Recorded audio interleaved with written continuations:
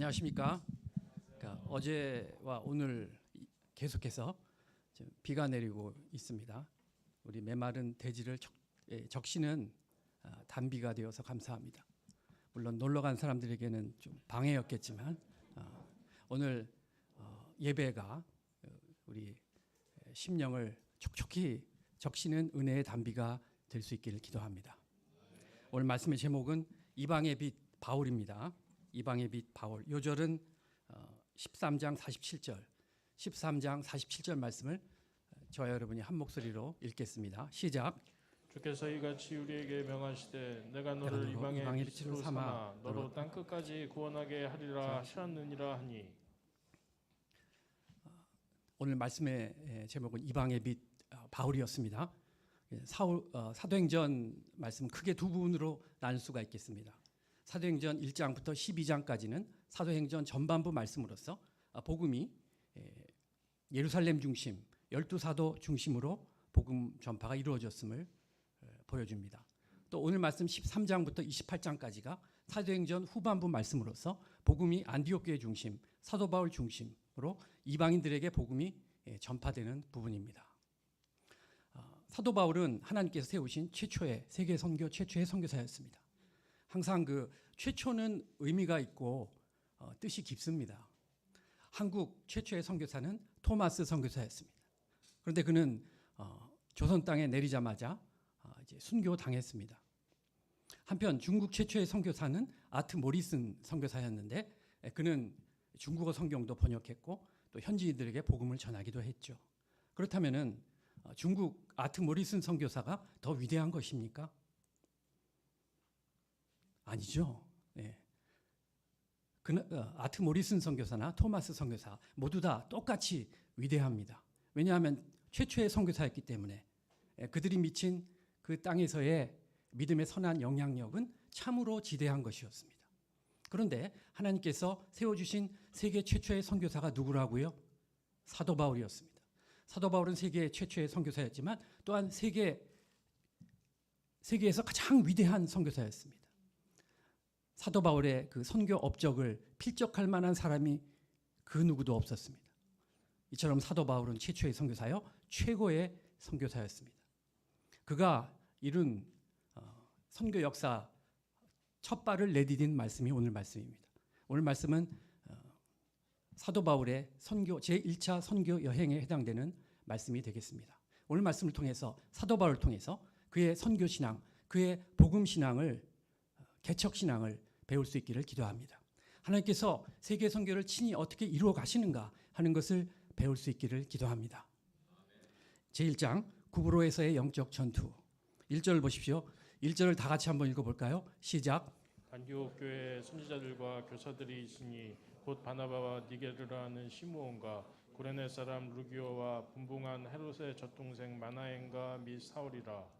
하나님께서 땅끝까지 복음이 전파되는 역사 가운데 한 교회, 뜨거운 교회 하나를 준비하셨는데 그 교회가 어디? 바로 안디옥 교회였습니다. 안디옥 교회에서 바나바와 사울은 1년 동안 참으로 열심히 성경을 가르쳤습니다. 그 결과 안디옥 교회는 크게 성장하였고 말씀 중심의 교회가 되었습니다. 선지자와 교사들이 있으니 선지자는 말씀을 전파하는 메시지를 전하는 메신저를 가리키고요. 교사는 실제로 양들과 말씀을 가리키는 말씀을 성경 공부를 가리키는 목자들이라 할 수 있겠습니다. 이런 선지자와 교사가 모두 5명이나 되었습니다. 첫째 니게르라 하는 시몬은 흑인이었습니다. 아프리카 구레네 지역의 출신의 흑인이었습니다. 구레네 시몬 어디서 좀 들어본 것 같지 않아요? 구레네 시몬, 십자가, 주님의 십자가를 억지로 졌던 그 구레네 시몬으로 보입니다. 그는 예수님의 십자가를 억지로 졌지만 결국은 안디옥 교회의 중요한 기둥이 되었습니다. 십자가를 지는 자 위대한 삶을 살 수 있겠죠. 그는 당시에 흑인은 노예였습니다. 노예 신분임에도 불구하고 그는 안디옥 교회의 지도자가 되었습니다. 구레네 사람 루기오가 있습니다. 또한 분봉왕 헤롯의 젖동생 마나엔이 있습니다. 분봉왕 헤롯의 젖동생 마나엔, 그는 야고보 사도를 죽였던 헤롯 안티파스의 젖동생. 다시 말해서 헤롯과 마나엔은 마나엔 엄마의 젖을 함께 나눠 먹던 사이. 뭐예요? 어려서부터 가까이 지냈던 각별한 사이란 말이죠. 최고의 권력을 가진 사람의 측근, 안정되고 편안한 삶을 살 수도 있었지만 그는 주의 복음을 영접하고 변화되어서 안디옥 교회에 복음을 전하는 변화된 삶을 살았던 것입니다. 마지막으로 사울입니다. 사울은 핍박자의 우두머리였고 스데반을 죽이는데 앞장선 자였죠. 그는 정통 유대교 교육을 받은 이 랍비 출신이었고 바나바가 제일 먼저 이름이 나오고 사울이 가장 뒤에 이름이 나옵니다. 안디옥 교회의 지도자는 누구? 바나바였습니다. 그야말로 다양한 출신 성분을 가진 다양한 계층의 사람들이 모여서 합심동역, 아름다운 동역 역사를 이루고 있었습니다. 12사도의 이름도 없었고 7 집사의 이름도 보이지 않습니다. 그들은 오로지 평신도였습니다. 마치 경성센터와 비슷하죠. 안디옥 교회는 성경 공부하는 사람들로 가득 찬 이 말씀이 풍성한 교회, 세계 선교의 앞장서는 교회가 되었던 것입니다. 2절 보십시오. 주를 섬겨 금식할 때에. 주를 섬긴다 하는 것은 예배를 드린 것을 말합니다. 예배 드린 후에 그들은 금식기도 하면서 주의 뜻을 구했습니다. 주의 뜻을 구하고 있을 때 성령께서 기도하는 사람에게 말씀하시기를 바나바 사울을 따로 세워, 다시 말해서 선교사로 세워 파송하라는 것입니다. 내가 불러 시키는 일이라 했습니다. 여기서 나는 누구예요? 내가 불러 시키는 일이 뭐예요? 세계 선교. 나는 하나님이시죠. 내가 불러 시키는 일, 하나님이 주체이십니다. 세계 선교는 하나님의 주권과 섭리 가운데서 하나님이 친히 이루어 나가시는 역사입니다. 성령께서 이방 선교를 위해서 안디옥 교회 두 기둥 바나바와 사울을 따로 세우라 하십니다. 이 두 사람은 안디옥 교회 기둥이잖아요. 두 기둥을 뽑는 것은 좀 어리석어 보이지 않나요? 다른 사람을 키워서 세계로 보내는 것이 더 합당할 것 같습니다. 그러나 성령께서는 두 기둥을 뽑아 보내라 말씀하십니다. 우리 모임 UBF도 성서 한국 역사가 활발히 일어나고 있을 때 두 기둥이라고 할 수 있는 이사무엘 선교사님, 베사라 선교사님이 세계 선교에 앞장서 나아갔을 때 성서 한국 세계 선교 장막터를 넓히는 역사가 흥왕이 일어났던 것을 기억합니다. 우리 경성센터도 개척 초기에 이 기둥 같은 종들을 뽑아 세계 선교에 보냈을 때, 예를 들면 2페이지에 폴킴, 메리킴, 이 기둥 같은 종들을 뽑아서 보냈을 때 하나님께서 경성센터를 축복하셔서 또 어거스틴 아닌 척하고 앉아있지 말고 어거스틴 선교사를 보냈을 때 하나님께서 축복하셔서 우리 경성센터를 안디옥 교회와 같은 세계 선교를 섬기는 교회로 축복하시고 사용하셨음을 믿습니다. 그냥 믿는 거예요. 안디옥 교회인 것을. 4절 5절 보십시오. 바나바 사울은 안디옥 교회에 파송을 받아 떠납니다. 이들이 바로 최초의 선교사가 되었습니다. 이들이 가장 먼저 도착한 곳은 구브로라는 섬이었습니다. 왜 그들이 이 구브로 섬으로 먼저 갔을까요? 구브로는 누구의 고향? 바나바의 고향입니다.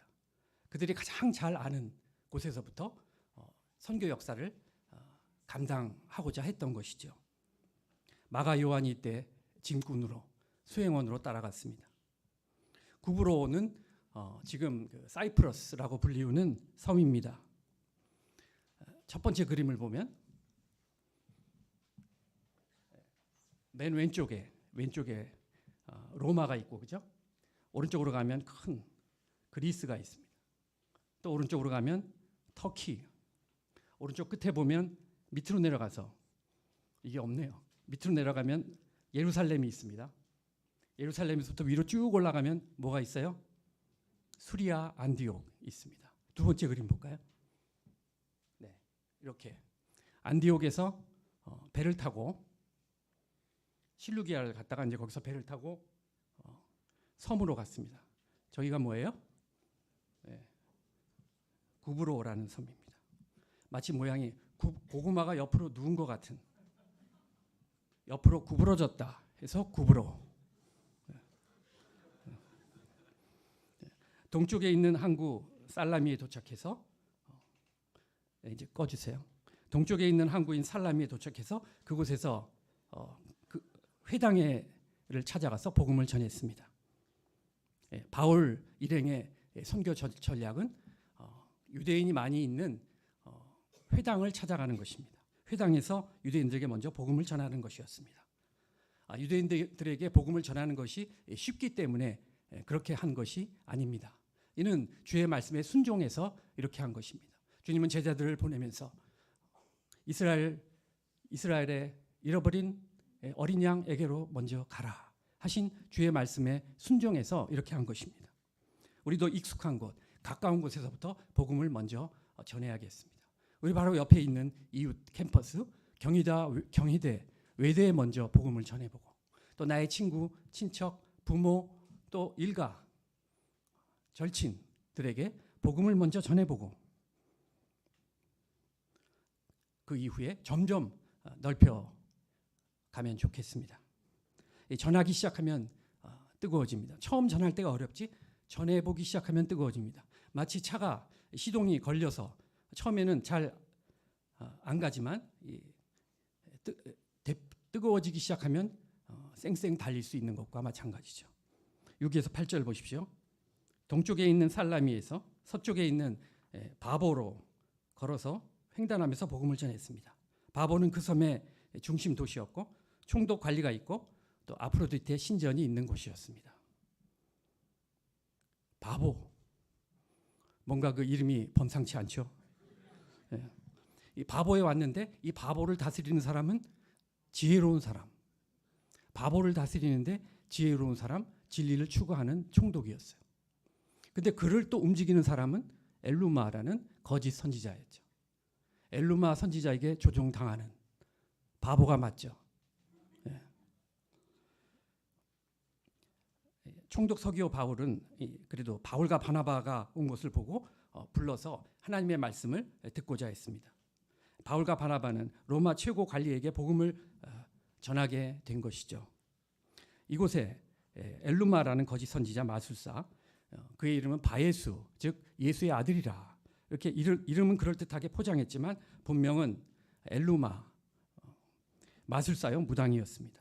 사실상 그 마술사를 지배하고 있는 세력은 악령의 세력, 다시 말해서 그 섬 전체를 마귀가 이렇게 악령이 다스리고 있는 것과 마찬가지입니다. 그는 총독이 믿지 못하도록 힘썼고 하나님의 말씀을 듣지 못하도록 결사적으로 방해했습니다. 9절 보십시오. 9절을 보십시오. 바울이라 하는 사울이 성령이 충만하여 그를 주목하고, 여기서 이름이 사울에서 바울로 바뀝니다.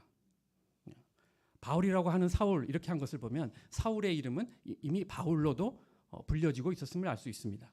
사울은 유대식 이름, 바울은 헬라식 이름입니다. 로마식 이름. 그래서 유대 땅에서는 유대 이름 사울로 불려지고, 또 이제 헬라 지역으로 가니까 이제 헬라식 이름 바울로 불려진 것이죠. 바울은 성령이 충만해서 박수 바에바를 주목했습니다.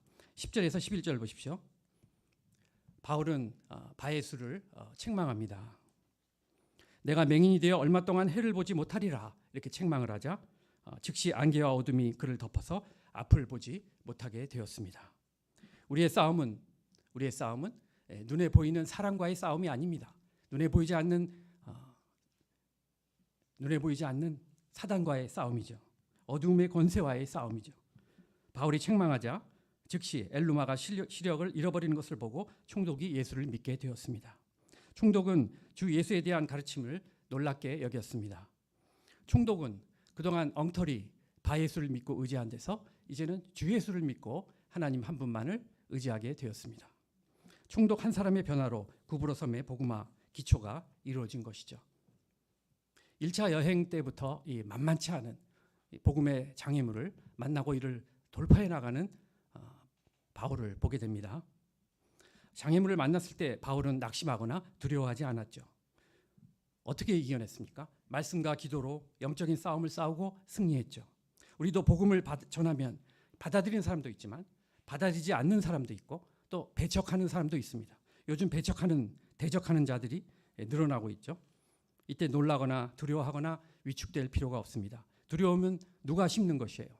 두려우면 지는 거예요. 두려움은 누가 심죠? 사단이 심죠.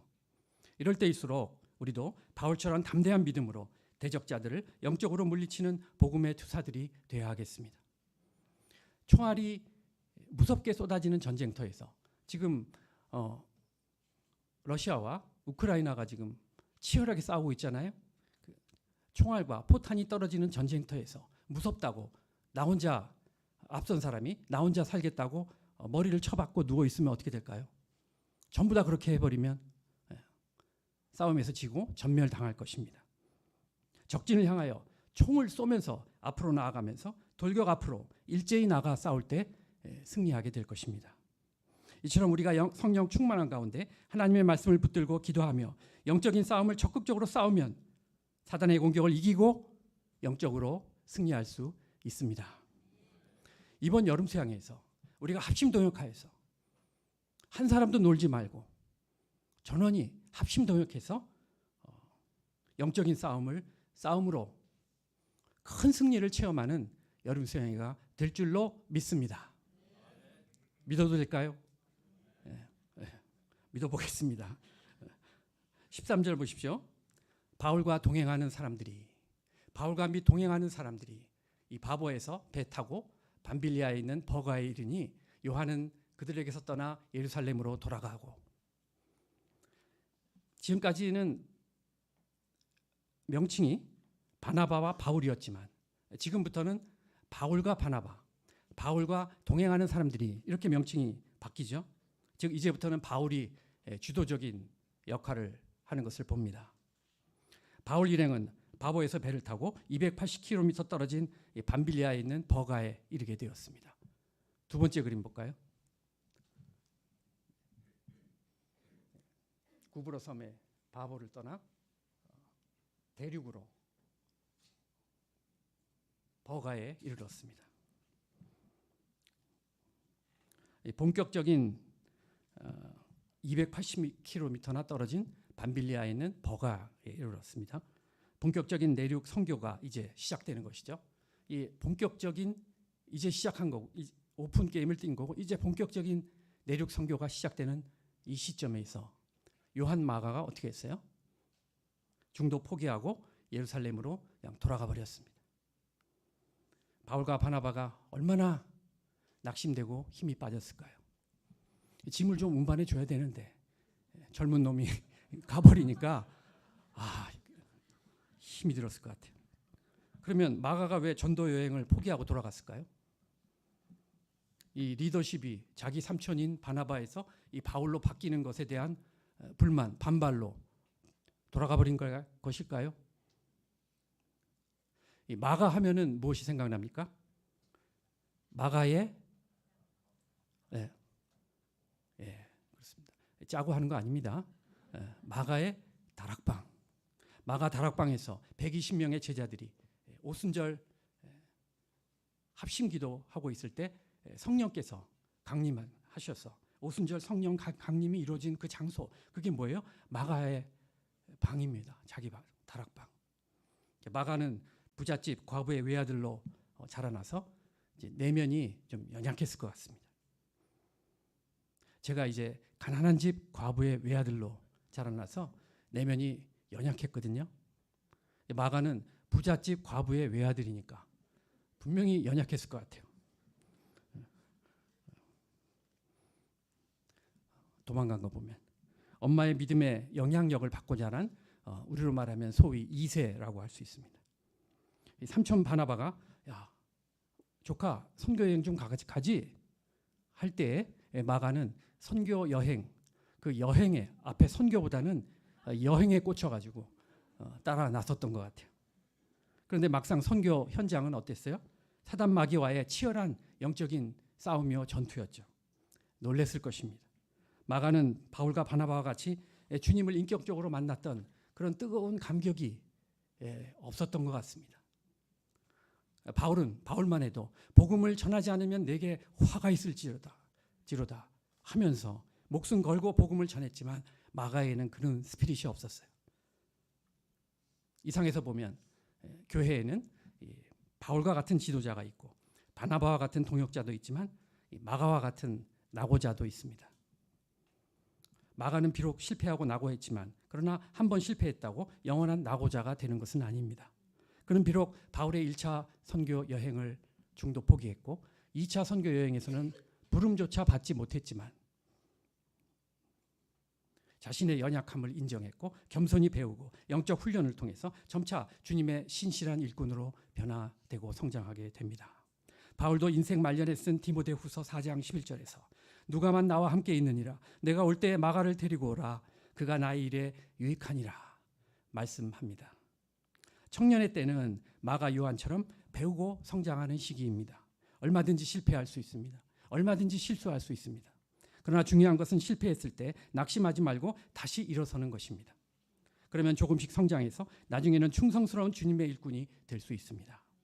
비록 실패하고 나고 하더라도 다시 회복되어 쓰임 받게 되는 것, 그것이 바로 교회입니다. 제2장 비시디아 안디옥의 부흥 14절 보십시오. 바울과 바나바는 버가에서 160km 떨어진 비시디아 안디옥에 이르렀습니다. 두 번째 사진 다시 볼까요?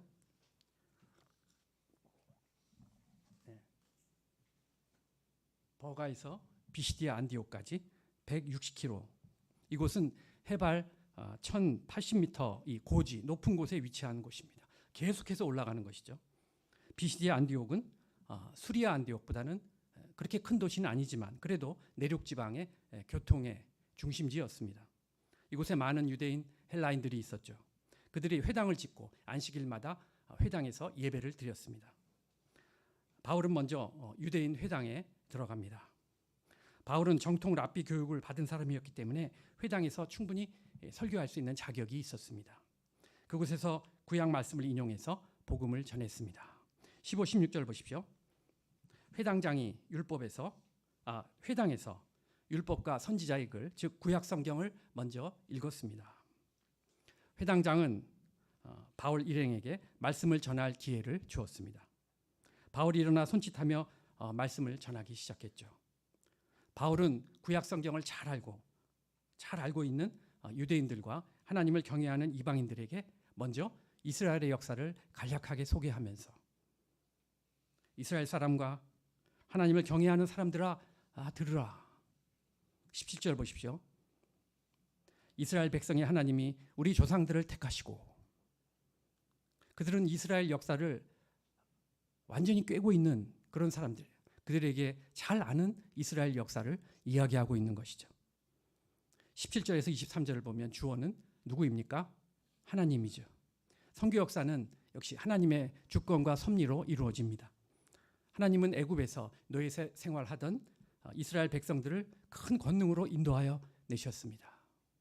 애굽으로 인도하여 내시고 애굽에서 400년간 애굽에서 노예 생활하고 또 40년 광야 생활하고 또 10년 가나안 정복 기간, 도합 몇 년? 450년을 인도했습니다.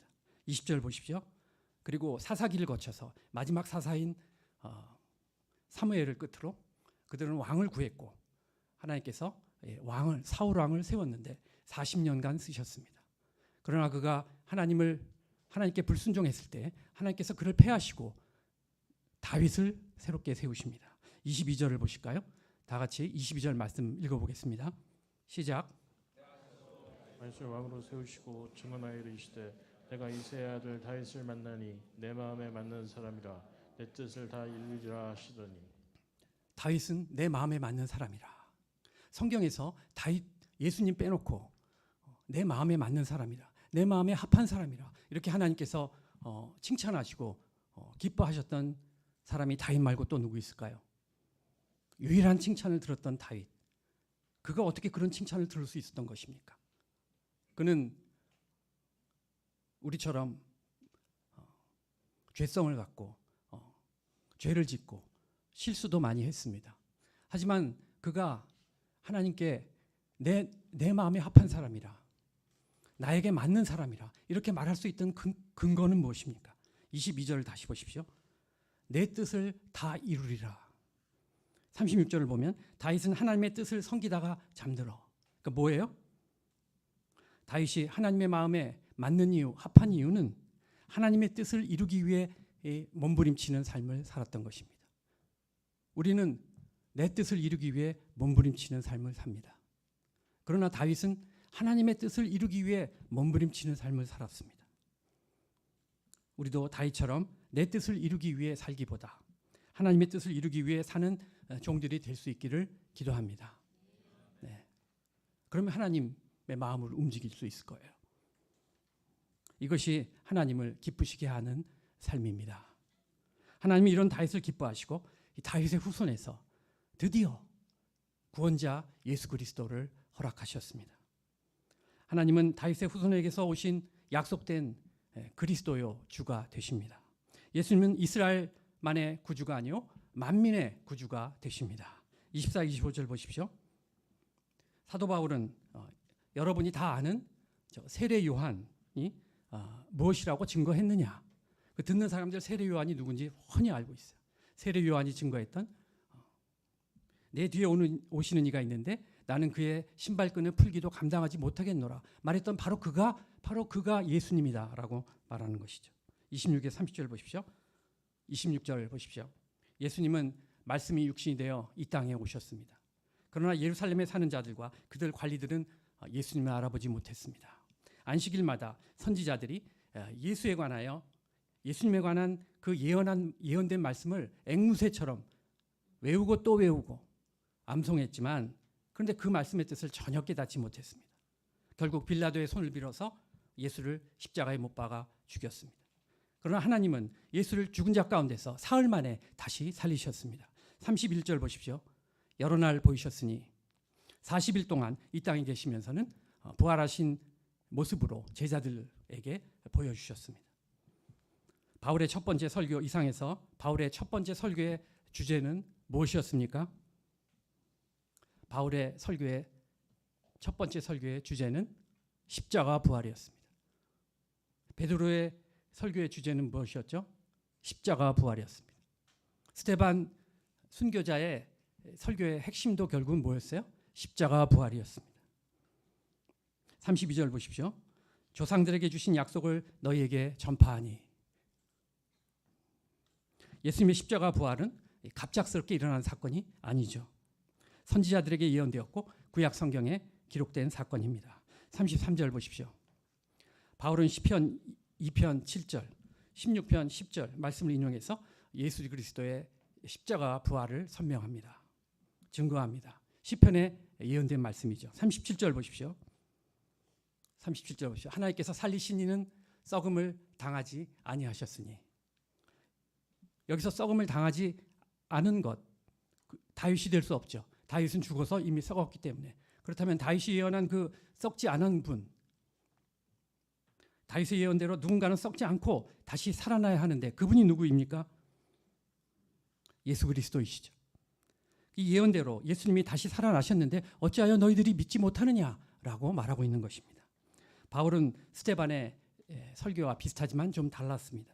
형제들아, 아브라함의 후손과 너희 중 하나님을 경외하는 사람들아 라고 하면서 동족들에 대한 무한 애정을 표현하고 성경 말씀을 이들에게 심정을 가지고 자세히 풀어 설명할 때 바울은 그들에게 가장 맞는 설교를 한 것이죠.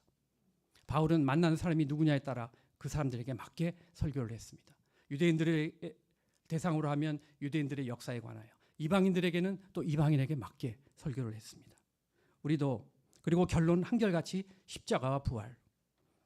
우리도 취업을 앞둔 학생들에게는 취업에 관해서 이야기하며 건강이 필요한 사람들에게는 건강을 상담해주고 건강에 대한 상식을 많이 알아야 될 것 같아요. 건강 카운셀링을 해주고 또 학과 공부에 문제가 있는 사람에게는 이렇게 공부를 해야지라고 얘기하면서 결론은 십자가 부활로. 38절에 41절 보십시오. 바울은 이제 결정타를 날립니다. 38절은 바울이 전한 메시지의 결론이라 할 수 있겠습니다. 다 같이 한번 읽어볼까요? 38절 시작. 너희가 알 것은 이 사람을 힘입어 죄사함을 너희에게 전하는 이것이며. 모세는 율법을 잘 지킨다고 해서 할례를 받는다고 해서 하나님께 의롭다 하심을 받을 수 없다고 말합니다.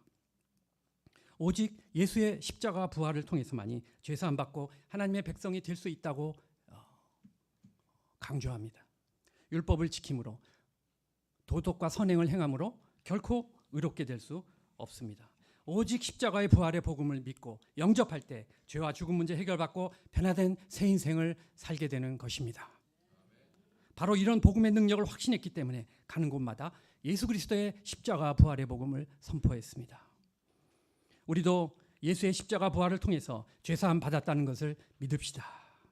구원은 하나님이 주시는 일방적인 선물입니다. 하나님을 믿을 때 구원이요 영생이지만 믿지 못할 때는 심판입니다. 우리는 과거 주님 몰라 방황하며 심판길을 가다가 구원받은 우리가 아닙니까? 우리도 바울과 바나바처럼 십자가 부활의 복음을 전합시다. 삭개오, 간다기네 씨처럼 구원의 감격과 기쁨으로 신앙생활을 하며 값없이 주신 복음을 감격적으로 전할 수 있는 종들이 될 수 있기를 기도합니다. 올해 아시는 분은 아시겠지만 이탈리아 프로축구 우승팀은 나폴리로 결정되었습니다. 나폴리가 우승했을 때 그 라커룸이라고 하죠. 그 선수들의 그 휴게실에서는 기쁨의 춤을 추었습니다. 이 나폴리 도시는 아주 마비가 됐어요. 광란의 축제가 벌어졌습니다. 마치 우리 2002년도에 월드컵 우리가 4강에 들었던 거 그 이상이었어요.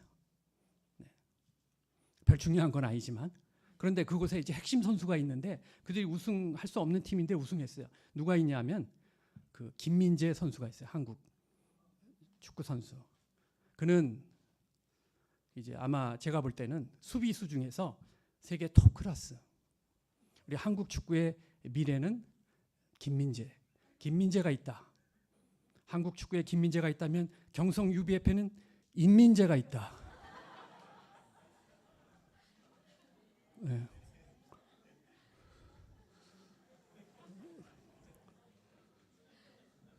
어디 있어? 어디 있겠지? 그 이번에 부스피싱 1등 공신이었습니다. 칭찬할 거 하고 넘어가야죠. 네. 안 그래요? 네. 우리 구원의 기쁨, 영생의 기쁨이 이 축구 우승의 기쁨만 못하겠습니까? 값없이 주신 복음을 감격적으로 전할 수 있기를 기도합니다. 42에서 52절은 바울이 전한 메시지를 들은 청중들의 반응입니다. 42절 보십시오. 사도 바울의 설교는 그야말로 홈런을 쳤습니다. 지금까지 회당에서 늘 들어오던 그런 죽은 설교와는 아주 차원이 달랐습니다. 얼마나 은혜를 많이 받았냐 하면 다음 주에도 와서 똑같은 말씀을 전해달라 이렇게 했습니다. 사도 바울의 설교를 듣고 이들은 그 복음 진리를 더 알고 싶어 했던 것이죠. 왜냐하면 이 설교를 들을 때 자신들 마음 가운데 이 하나님의 따뜻한 생명이 임하는 것을 느꼈기 때문입니다. 43절 보십시오. 43절 다 같이 읽어볼까요? 시작. 유대인과 유대교에 입교한 경건한 사람들이 많이 바울과 바나바를 따르니 두 사도가 더불어 말하고 항상 하나님의 은혜 가운데 있으라 권하니라. 이들은 이제 바울과 바나바를 따랐습니다. 항상 하나님의 은혜 가운데 있기를 권했습니다. 은혜의 복음을 전했어요. 우리가 사는 것, 믿는 것, 전하는 것, 하나님 나라에 가는 것 모두 다 하나님의 은혜입니다. 모든 것이 다 하나님의 은혜입니다. 우리는 하나님의 은혜 속에 거해야 합니다. 하나님의 은혜의 복음을 전파해야 하죠. 44절 보십시오. 바울의 설교가 얼마나 강력했는지 그 다음날 안식일에 온 시민이 거의 다 하나님의 말씀을 듣고자 모였습니다. 놀라운 말씀의 역사, 성령의 역사가 일어났습니다. 병고침 받거나 귀신이 떠나갔다 이런 말은 하나도 없어요. 오직 말씀을 전한 것 하나로 비시디아 안디옥에 큰 부흥이 일어났습니다. 한편 유대인은 시기가 가득해서 바울이 말한 것을 반박하고 비방했습니다. 성령의 역사가 있으면 반드시 사단의 역사가 있기 마련이죠. 여기서 반박했다는 것은 그냥 반대 의견을 얘기한 정도가 아니라 아예 고의적이고 악의적인 그런 반대를 한 것을 말합니다. 그러자 복음을 배척하는 자들보다 이제 복음을 수용하는 자들에게 복음을 전하고자 방향을 잡습니다. 이방인 선교로 방향을 돌린 것이죠. 46절 보십시오. 우리가 이방인에게로 향하노라. 이들은 낙심하지 않고 발에 티끌을 떨어버리고 이방인에게로 갑니다. 47절 보십시오. 47절을 다 같이 한번 읽어보겠습니다. 시작. 명한 시대 내가 너를 이방의 빛으로 삼아 너로 땅 끝까지 구원하게 하리라 하셨느니라. 내가 너를 이방의 빛으로 삼아 너로 땅 끝까지 구원하게 하리라. 이사야서 49장 6절 말씀으로 인용한 말씀입니다. 바울과 바나바가 이방의 빛이 되어서 땅 끝까지 구원을 베푸기 위해서 로마를 거쳐서 땅 끝이라 할 수 있는 서바나로 가고자 합니다. 이방 세계는 어둡습니다. 길이요 진리요 생명이신 예수님을 알지 못해 방황하며 사망길을 갑니다. 바울과 바나바는 이런 이방 세계에 복음의 빛을 비춰서 생명길로 인도하는 빛과 같은 존재로 부름받았습니다. 길을 몰라 방황하고 죽어가는 영혼에게 진리의 빛을 비추어서 생명을 얻도록 돕는 것이 바로 목자의 역할입니다. 이를 위해 주님은 부족한 우리라도 부르셨습니다. 제가 이제 사도 바울의 삶을 묵상해 보면서 은혜를 받게 되었습니다. 사도 바울이 빙의가 되어서 그 지역들을 이렇게 가봤거든요. 전에 한번 다녀봤습니다. 정말 선교사의 삶이란 무엇인가 생각하던 중에 베드로 선교사님이 지난주에 오셔서 이제 우크라이나로 아주 가시겠다고 말하는 거예요. 비행기 표까지 끊어놨다고. 말리지 말라는 거죠. 네. 그 사도 바울의 선교사의 삶, 김베드로 김사라 선교사님의 삶을 생각해 보면서 과연 선교사의 삶이란 무엇인가 하는 것을 생각해 보다가 잘 표현한 어떤 선교사의 시가 있어서 이 시간 한번 같이 나눠보고자 합니다. 다름이 아니고 에콰도르 UBF의 김한나 선교사님의 시예요. 제목은 우리는 선교사입니다. 우리는 선교사입니다. 진흙으로 포장된 황금길을 가는 자요, 눈물로 포장된 꽃길을 걷는 자요, 고난으로 포장된 축복의 길을 달리는 우리는 선교사입니다.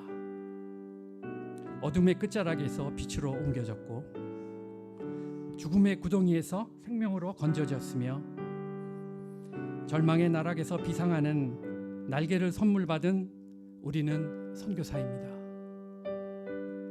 누군가가 뿌려놓은 복음의 씨를 부지런히 추수하는 자요, 훗날 어떤 이의 손에 의해 거두어질 생명의 씨를 힘써 뿌리는 자요, 뿌리는 자와 거두는 자가 함께 누릴 영생의 기쁨을 약속받은 우리는 선교사입니다. 그 찬란한 영광의 길에 우리가 서 있는 것은 주님의 일방적인 구원의 은혜와 용서의 사랑 때문이요, 주의 종들의 희생과 섬김의 열매입니다. 주님을 섬기기 위해 오늘을 살고 양들을 살리기 위해 날마다 죽는 우리는 모두가 선교사입니다. 저는 여기서 한 절을 더 넣고 싶어요. 주님을 섬기기 위해 오늘을 살고 양들을 살리기 위해 날마다 죽는 우리는 모두가 목자입니다.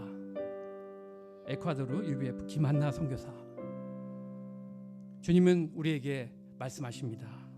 내가 너로 이방의 빛으로 삼아 땅끝까지 구원받게 하리라. 요즘은 우리가 하도 안 가니까 땅끝에서 양들이 와요. 우리가 전해야 하겠습니다. 48, 49절 보십시오. 바울이 이방인에게로 간다고 하자 이방인들이 듣고 기뻐합니다. 하나님의 말씀을 찬송하며 영생을 주기로 작정한 자들은 다 믿으니 주의 말씀이 그 지방에 두루 퍼지니라. 영생을 주기로 작정한 자는 다 믿더라. 믿는 것은 하나님의 주권입니다. 내가 예수 믿고 구원받고 제자가 된 것은 내가 잘나서 된 것이 아니요 오직 하나님의 은혜입니다. 한 사람의 영혼을 살리기 위해서 또한 부흥이 한 교회에 이루어지는 것은 사람이 하는 것이 아니고 오직 하나님이 하시는 일입니다.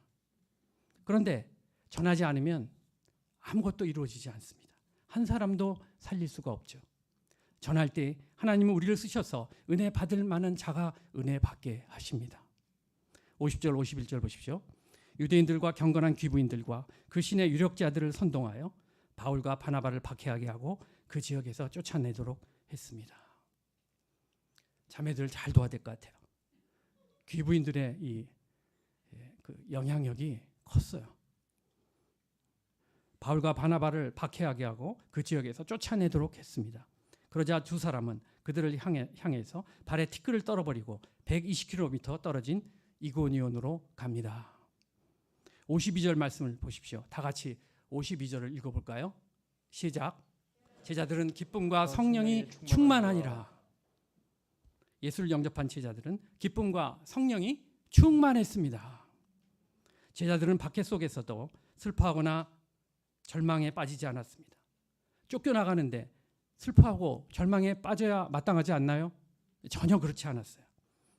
기쁨과 성령이 충만했습니다. 저는 사도 바울을 통해서 또 은혜, 한편에서는 은혜 받고 또 한편에서는 도전 받고 결국은 회개하게 되었습니다. 제가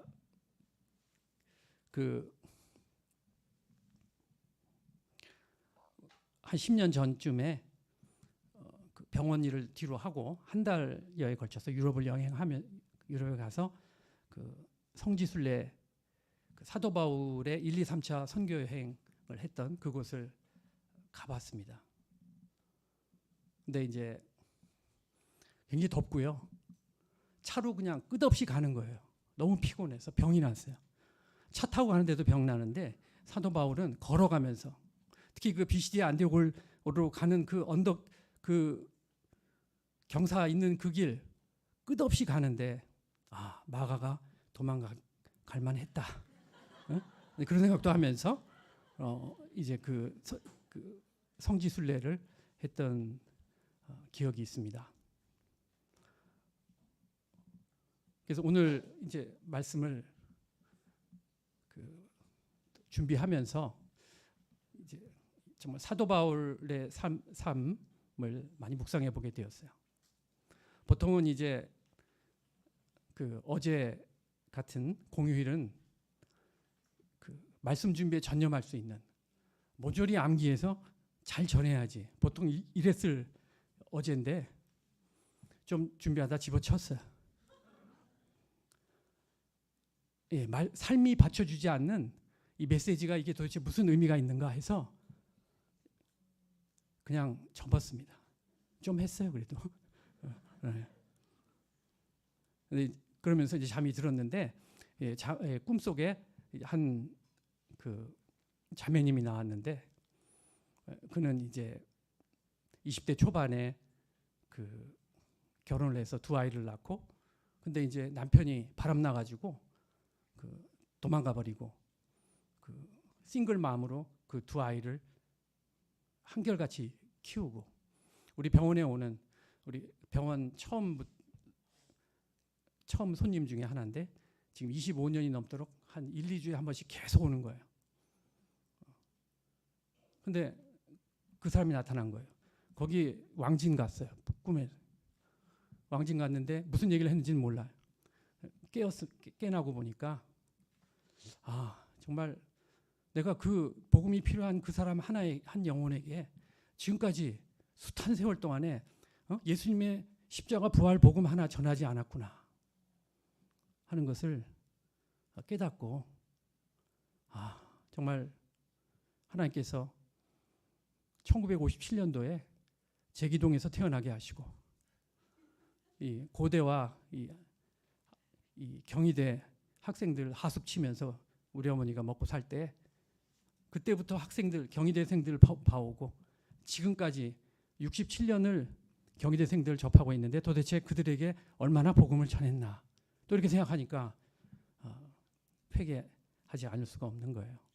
그래서 오늘 말씀을 통해서 정말 복음을 전하지 않은 이 죄를 애통하며 회개하고 하나님이 전하라고 주신 그 영혼들에게 꼭 복음을 전하는 그런 자가 되어야 되겠다 생각하게 되었습니다. 끝. 네. 제가 바울과 바나바처럼 은혜의 복음, 십자가의 부활의 복음을 감격적으로 전할 수 있기를 기도합니다. 의무감으로 타성에 젖어서 전하니까 변화가 없죠. 저희 하는 일에 저더러 감격적으로 은혜의 복음을 전하는 자가 될 수 있기를 기도합니다. 결론적으로 바울은 제1차 전도 여행 때 여러 어려움을 만났습니다. 바보에서는 마술사 실루메가 방해했고 버가에서는 마가가 돌아갔습니다. 비시디아 안디옥에서는 유대인들의 박해를 받고 쫓겨나기도 했죠. 어려운 가운데서도 낙심치 않고 담대하게 십자가 부활의 복음을 전했습니다. 그러자 이방 땅에 놀라운 구원 역사가 일어났습니다. 바울의 복음 신앙, 선교 신앙을 배워서 어둠 속에서 갈 길 몰라 방황하며 죽어가는 영혼들을 살리는 역사 섬길 수 있기를 기도합니다. 네, 기도하겠습니다. 사랑과 은혜의 주님 감사합니다.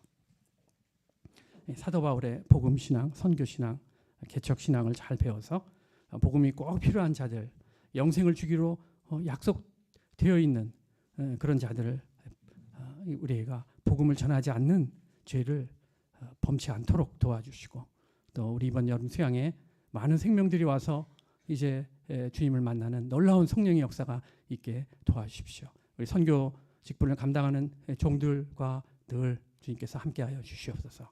예수 그리스도 이름으로 기도했습니다. 아멘.